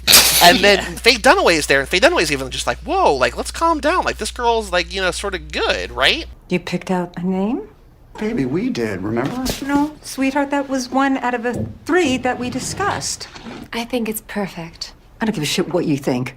What else do you two talk about when I'm not around? Angela, come on. What is this? But lately they've been talking a lot about how worried they are about you. Oh, really? Have they? And so that's, I think, like, the spark to the next step of Nikki Whelan's plan, where she's just like, oh, now Gina Gershon's acting crazy. We know that Cage wants a urine sample. Let me drug her. They already had the urine sample before this. That's already done. Yeah, because Nikki catches her almost taking pills. No. The urine sample is after this. I have this all. I have so many notes. Okay. Yeah. The urine sample's after this, but before she drugs her. Because in this nursery scene, Gina Gershon's saying, was Linda's death an accident, or maybe you want to get rid of her and be our surrogate, and like... Yeah, and they say, are you high right now? Accurate claims, like fair questions. Nikki Whelan's like, oh, my baby, like, I can't, or like, like the baby, like, she like runs out, like, to sort of, like, because she's getting stressed out. She's faking it. Cage says, like, you put our baby's life at risk, you endanger the baby, Katie has grounds for keeping it now, do you realize this? Right. That's when he demands the urine sample. So it's like these, like, 2 or 3 scenes in a row where, like, Gina Gershon is just losing her mind, appropriately, may I add. Yeah. But that's when Cage is like, I need a urine sample because I can't believe that you're not high on pills right now. And that's when Nikki Whelan's like, okay, I'm going to drug her, have her fail the urine test, have her recommitted. No, she takes the urine sample before she drugs her. I promise. She takes the urine sample before she drugs her. Which I thought she was gonna. She thought she was gonna put the drugs in the urine sample. Is what I really thought she was gonna do. But she doesn't. She takes a urine sample. She says, "Oh, I can't believe she actually did this." And Cage is like, "Me too. Why would she give us a urine sample? She was actually on drugs." but she has it. Yeah. Okay. And then that's why she doses her so that, like, if there's another... I mean, they never get around to it, but I suppose If there was a that, second urine sample? Right. Yeah. She was going to say test her again or look at that. But they never get around to that because the surprise shower / stabbing. Okay. So we all missed certain things, but we're all now on the same page. Okay, But yeah. like, we're on the same- I don't fault any of us for missing anything. No, the during any timeline's of like really this. wacky and like really quick, and like weird shit happens all over the place. I agree. This is when she snoops again, and the guest house is locked, Cuts and her she hand. cuts her hand and leaves blood everywhere, and finds the colored contacts. But like, she finds these colored contacts and like thinks like this is a huge deal, but also at the That's same not time, actually really creepy at all. Like, I mean, like it Right, is, But she's it's been not that told. bad. Yeah, she's been she's been told you've she's been on the run. disguised. She Right. doesn't want to yeah. be photographed. She dyes her hair. Why would you think colored contacts is like weird? Yeah, it's not the straw that breaks the camel's back. Right. it's not. It's not like. I actually the have it in my evidence. notes that colored contacts are now a crime. Are they really? Oh. No, I mean like that's what she acts like. She's like, oh. Oh. I thought Like, this is when Nikki Whelan notices that the hand is cut, and I think this is like, I don't know if she's noticed the stuff in her house yet or not, but like, she's like, yeah, chopping the carrots, and this is when she sort of like ushers her away from the prep area so she can Yes. then drug the carrot juice or whatever. Yes, that's what she does. She drugs. Which her seemed like she characters. got the idea in the moment too, where she's just Yes. like, Because she's a brilliant psycho. Yeah.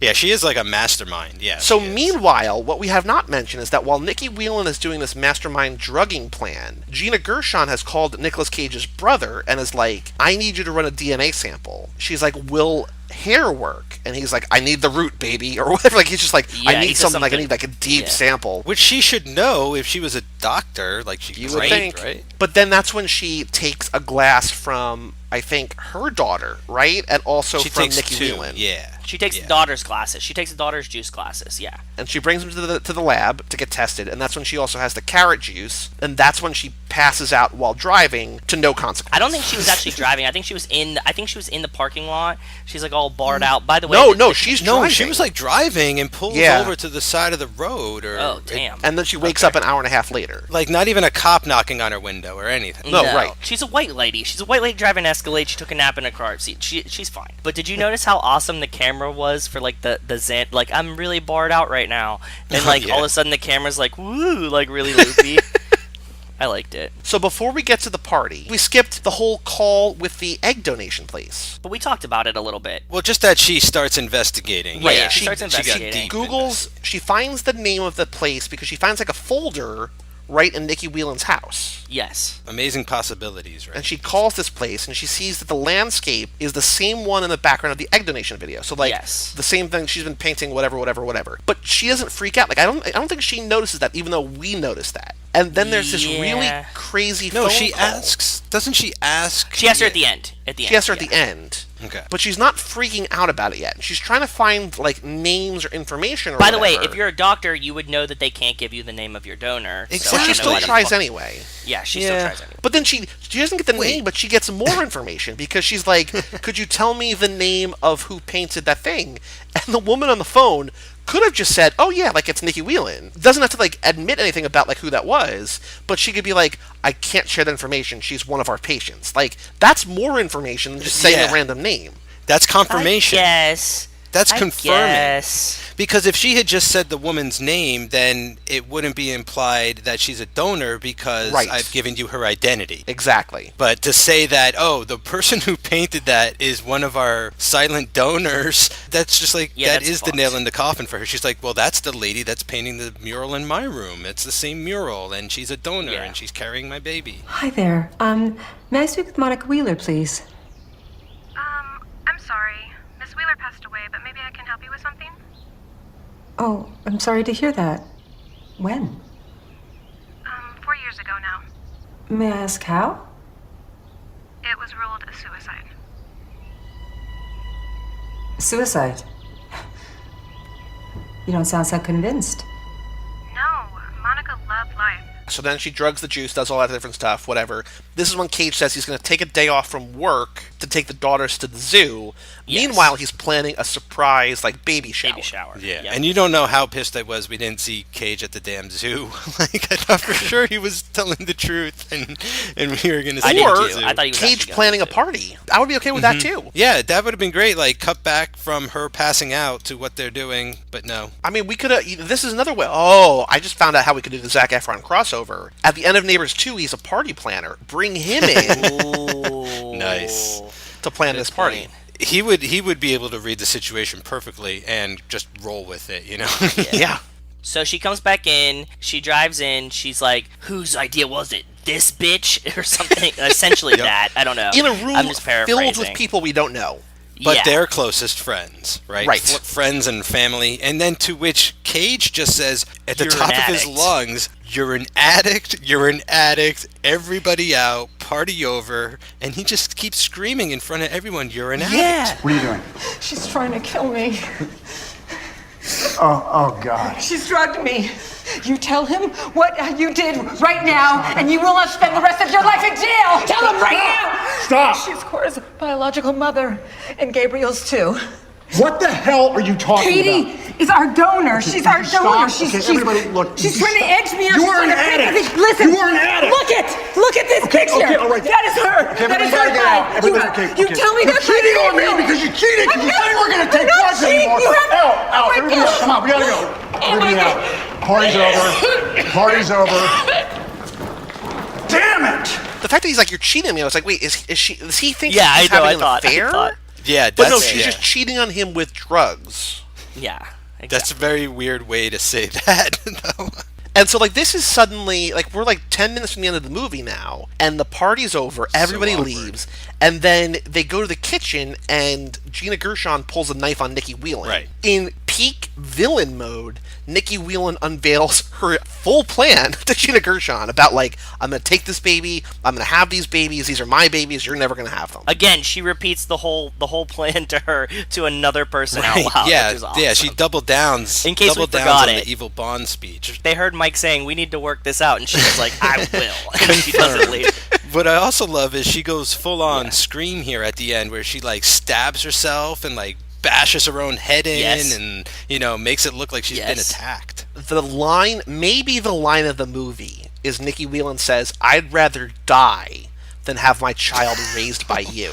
What is this movie trying to say about older women having babies versus younger women having babies? Working mothers, Yeah, working working mothers, mothers. stay-at-home moms. Like, my head is spinning. Like, I don't, like, postpartum depression. The lifetime narrative that you're not getting is that every woman should stay at home. Her husband obviously sucks no matter what he does for her, and he could always be better, but at the end of the day, he loves her and he will never cheat on her. That's every Lifetime movie. That's the foundation of The every only thing I Lifetime really movie. got out of this is people will do anything for their kids. Yeah. Which is a good lesson to learn. Yeah, that's a good life lesson. Okay, so stabs herself, goes crazy. At the end of this like Fight Club scene where, she's bashing She totally her own Fight Clubbed brain on it, yeah. things, Gina Gershon winds Yeah. up stabbed, and they all go to the hospital because at the same time that Gina Gershon gets stabbed, I guess Nikki Whelan goes into labor? No, because she No, gets she stabbed, so doesn't. they're gonna Right, they're gonna C-section the baby complications. out, right? To, like save the baby. No. She's stabbed. They're gonna see her. Cage maniacally goes, "You should really get a C-section right now." And she's like, "I don't know. I kind of feel okay."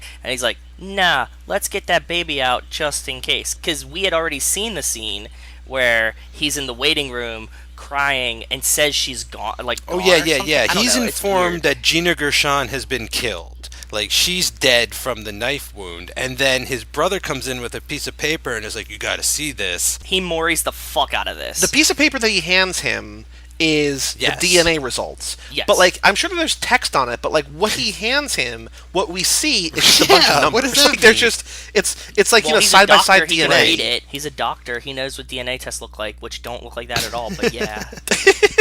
And he gets that look in his face. Wait. They essentially give him like a Venn diagram. It's like two things, and Yes. it just like is. It's like this numbers. overlaps Yeah. with that, and Yeah. therefore it's from the same thing. But this, Yeah. I feel, is like Cage has finally showed up. He gets this look on his face that will not disappear for the rest of the movie, and No, it's he's like on. it's It's like on. this quiet vengeance on his face that is just seething right underneath the top. And I love I'm not sure exactly what's happening, but I love the end of this movie. I mean, I'm not convinced Gina Gershon's actually dead, but I'm buying that Cage is buying it. No, I thought she was dead. I thought she was dead. No, I when thought she was brother dead too comes because in. like the No. movie literally For sure. says she's gone. She's dead. That's the how movie you says know she's not dead. She died off screen, guys.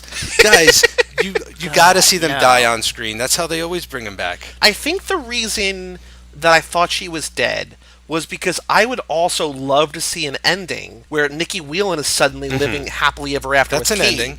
Like that's kind of the ending that I want. That's the ending that's the ending they trick you with, basically, right? It almost feels like Yes, it's the exactly, red herring ending. right? Yeah. But like, what's weird about this ending is that Cage has pretty much been absent from the entire movie. When he's on screen, he literally doesn't know what's happening. He doesn't know, he has no sense. Yeah. We have no idea what he thinks of anyone or anything that's happened. We never see his reaction to the miscarriage or anything. We never really get a sense of like whether he likes or doesn't like Nikki Whelan. And then suddenly at the end of the movie, like he's the hero, which I mean I love in terms of the podcast. He's out to get her. Yeah. But like it doesn't. Well, it's just doesn't another one of those work. situations where you have like these two women battling it out the entire movie, and in walks this man at the end to like resolve everything in 2 seconds. It reminds me of like a recent WWE match. Speaking of, because we have a wrestler in this, but there was like some women's ladder match recently where like at the end a guy came in and like climbed the ladder and took the briefcase. You know, yes. so it's like I feel like we have that situation going on here. You need Cage to mansplain the end to us. Kind of. And so Nikki Whelan gives birth to the baby, Yes. and Cage says to her, "I want you to take a good look. It's your last." Yeah, that's his. He pushes her up to the window. By the way, what fucking new age type hospital has this like wing? Yeah, But it's they weird. and Okay. they don't let I mean, the I don't know. parents like- into that part of the nursery, you know, like you have to go into a room, I thought, and they wheel in your baby and then you can sit with him and, you know, have time with your kid. But I've never seen any civilian behind that glass before, just nurses. And Nikki Whelan's like, "I don't understand." And Cage says, "You will soon enough." And then suddenly out of nowhere, Gina Gershon walks in, and Nikki Whelan, we then cut to Nikki Whelan's face, no longer blue-eyed, back with her like hazel eyes, and she's in a padded cell. And I was like, "Oh, Yep. yes." And it flips back and Yes. forth too. They show you her eyes being blue. They show you her eyes being brown. You know It's what's amazing. even what I love that shot of her in the white room, white padded cell, but what makes that almost better is the next shot, the final shot of the movie is Cage and Gershon with all of their, not only their two kids, but now they're raising her daughter Right. as well, and their Yes. room Yep. is completely white also. You know, it's like this perfect white Yeah. padded cell. Oh. Nice Yeah, juxtaposition. compared to the Yep. one with the insane girl in it. And so I was like, whoa, why did they decide at the very end to get like artistic with it here? Well, the other thing that they do sort of artistically is that before that final shot, we see Cage running again, and this time he's able to sort of take a break and like bask in the sunlight. Like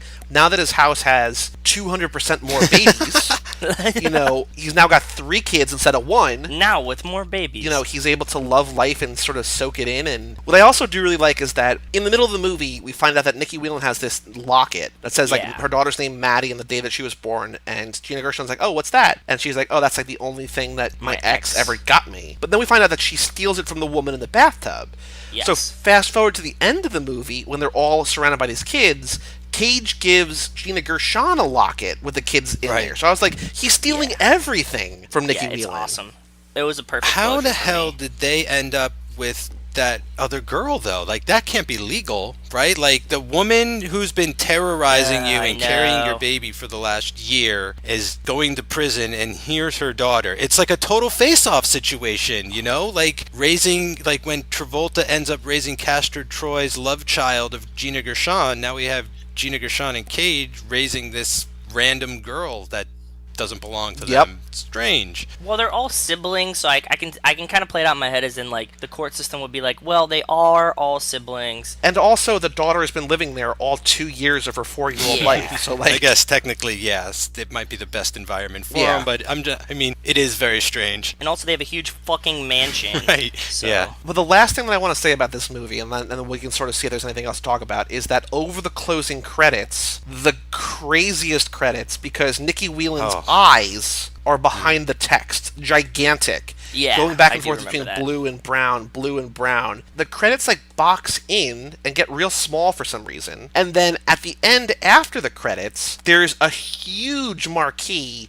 for Jonathan Baker Productions, the director. I'm like, but this isn't like a known quantity. Like, he's just like throwing his name at the end. So like, he's very proud of his product, I guess. It was fucking awesome. I'd be proud of that too. Because I was hoping for like some kind of like after credits thing where like Nikki Whelan breaks out of out of the padded cell or something, but it's just nope. It's just the director's name in really big letters. That would have been great if they set up some kind of sequel. I think that there is going to be a sequel. I hope that because nobody dies except for the trainer, so like there could be a sequel. Yeah, Faye Dunaway just like vanishes from this movie at about like the 60-minute mark. I guess like her 2 days of filming were up, and she had. It's great because they celebrate the 4th of July and Memorial Day, and you could tell they like shot all of that in the same afternoon. They just did like a quick wardrobe change, and everyone just went exactly back to where they were sitting. Yep. It's like, we got to get Faye out of here. Oh boy. So that's I exhausted my notes, all 5 pages of them. We went through this very thoroughly, but it's just like it's one of those ones where it's rare in a movie that we do. The only one I can think of that really comes to mind of this level, Mike, would be Monkey Business, where like everything that's happening on screen is so crazy that I feel like it's a disservice to ourselves who watched it and to anybody listening to not point out everything because it's all amazing. Yeah. This was great. I really, really enjoyed it for sure. Well, I definitely get a better sense now, Joe, of your taste in film and what you like. Oh yeah, it's this for sure. This is like pinnacle. I feel like we got me. 2 in a row that just like nailed your sensibilities with Exposed when you were on for CageClub, and now this one. Yeah, I just want movies to be fun. I think at the end of the day, movies should be fun. Like, there's a place for like film, and then there's a place for like movies. In the sense of movies, I want zany shit like this. In the sense of film, I want something like really beautiful and awesome. And then a lot of things try to do kind of both, and I want them to be completely separated. Like, there's a lot of movies that I feel Joe loves that I'm not as on board with as you are. Okay. But then there's ones like this or like The Boy Next Door with J-Lo where just like, I get it 100% because they're just so fucked. They're so fucked. Because they're literally not holding anything back. Like, it's just like, we're gonna film everything. Like, I don't even know. I wonder what the budget is. I wonder if there's a budget of this? Budget listed, yeah. Probably somewhere around 10. Think? I mean, look how contained this movie is, really. It's all in that mansion. I don't know. Yeah, it's there's nothing listed on Wiki. This is in theaters now. It's on VOD right now if you want to see it. I really do hope you see it. I recommend it for sure. When I saw this movie, I was the 14th person on all of Letterboxd to have seen it. So like, nice. People aren't seeing it. I mean, it's up to more now. I think it's up to 29. So basically, you know, from the time that I watched it yesterday morning to tonight when we record, people have seen it, but like, people don't like it. I can tell you that much, but I love it. I'm also, as of the time of this recording, the only one of the 29 people to give it 5 stars. Of course you are. Of course, because I gave it a real review on Letterboxd instead of like an insane one. This isn't an insane one. It's just a beautiful nuance. You just don't get the nuance of it. No, I do. I get it. I mean, it's not good. You do. No, Mike, I think it's going not over your good, head. but I like it. I know exactly what territory I'm in here. I'm just a little. I feel like it just rubbed me wrong because I wanted more Cage. You know, like if he wasn't even in this movie, I feel like okay, I could have gone with it 100% from the start. But to be honest, like I was just so distracted, going like, where is he? What's he doing? What's going on here? But I totally buy, you know, that this film has merit. This is totally wonderfully entertaining, you know, like you said, in that crazy Lifetime way. I can't call it a good movie. I mean, I just can't in good conscience. But I could totally understand people liking it. I feel like there's differences there. Yeah, I mean, I'm on this film's side. I mean, this wasn't even supposed to be the next Cage film, to be all honest, right? I mean, it was going to be Vengeance: A Love Story. Vengeance: A Love Story, yeah, and there's like a whole U.S. release thing going on with that. But I sure as hell am glad that when we came back after such a long absence, that this was the one to come back on, and that Joey wanted to go so in depth on it, and that Joe too was the guest on this episode, because it just seemed to hit so many of the right buttons at the right time. Well, I can reassure you, Mike, that I just looked at the 6 movies on IMDb that he's in that we have not seen yet. Okay. And he is either top billed in all of them, or in 2 of them he's second, but both of those movies are about a couple, and he and a woman are top 2. So you mean so he's prominently going to be featured in these next 6 movies. Okay. This I think he's billed third in, which I mean is right. I mean he's not a bigger. Nikki Whelan's not a bigger star than him, but like she's in a lot more. Like she's the star of this movie. Yeah. She's the breakout star, right? It feels like her vehicle out of everybody. Like, she's the one that they want to push. She's the up-and-coming new blood. So we have, in theory, Vengeance: A Love Story is for sure going to come out this fall. Also listed on IMDb for this year is The Humanity Bureau, which is in post-production, Mom and Dad, which is completed, Looking Glass, which is in post-production, Number 211, which is filming. Those are all listed for 2017, which is, including Arsenal and this, 7 movies. Whoa, that's his biggest year ever. Last year was 5, now is like his biggest year, and now he's just like, not going to do 6, we're just jumping right to 7. And then he also has Mandy. He might have hit 5 once before, if I'm not, or close. He's at least hit 4 movies a year. It's definitely been in the last 10 years, like in the VOD era. Because before that, he never missed a year, which I want to keep pointing out because that's super impressive.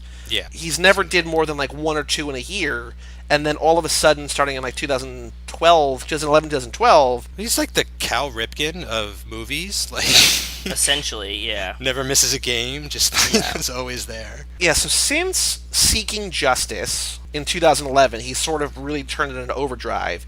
And Seeking Justice was... The Hungry Rabbit Jumps. Yes, number 66. So basically, since 2011... Well, okay. Oh, actually, let me go back a little bit. Since 2011, when he did Season of the Witch and Drive Angry and Seeking Justice and Trespass and Ghost Rider Spirit of Vengeance... There we go. There's 5. So basically, starting 2011, he's really turned it on. And Season of the Witch was episode 64. So he's basically done like 20 plus movies in 6 years. Holy plus shit. Another 5 that are going to come out this year. So like we're living in the golden era of Cage. Maybe not in quality, but for sure in quantity. That's amazing. And that he is like a starring role in, most of them, right? Like last year, it was only really Snowden that he had a very small part of, but every other movie he was like right there all the time and like being the best part of that film. Like this one, I feel like he was probably on set for like a week. Like he's not in a lot, I also feel like they shot this really quickly, so I can see this is why he was going to be. But like the other 5, and Arsenal was another one where he was only in a couple scenes. But the rest of these movies, the other 5 this year, he's the star of. So I mean, like we got a lot more Cage to come. I'm excited. Bring it on. Thank you very much, Joe, for joining us for this. I'm so glad this is your first Cage Club Thank you for experience. having me. This was a great first Cage Club for me. And anytime you ever see a movie that is named like this, please call me again. I will do that. I also want to point out that I plan to release this on this Thursday. We're recording this on Sunday night. It's going to come out this Thursday. It's now been on VOD when you hear this for almost a week. But I do want to point out, if you haven't listened to it yet, we posted a 2-hour interview on Monday with Marco Kiris, who was Nicolas Cage's stand-in from 1994 through 2005, 19 films. We basically were like, hey, can we talk to you for an hour? And we wound up talking to him for 2.5 hours. It was the best. It's so much fun. He remembers everything, and he remembers everyone. And Mike and I just basically we asked him, I don't know, probably 30 questions over 2 hours, and he just gave 4 or 5 minute answers for everyone. Like, it was the best. Awesome. Yeah, he's just like super generous with his time and like really willing to talk about everything, and answered like all of our questions. So that was so great. So check that episode out. So if you do listen to that, please just like let us know, because I mean, even if nobody listens to it, like I just love how much fun that was to just hear his stories and like to hear it back as I edited it. So I really hope you listen. I mean, it's the decade of Cage in terms of all the stuff that he was in. So it was great. So go listen to that. You can find this podcast, that interview, everything else we've done, Joe's episode of Keanu Club, all of our episodes of Zack Attack, all of that at cageclub.me, facebook.com/cageclub, and at cageclubpod on Twitter. All of the shows on our network, everything that we talk about at those 3 places. I'm Joey Lewandowski. And I'm Mike Manzi. And that was Joe too, and we'll see you next time on Cage Club.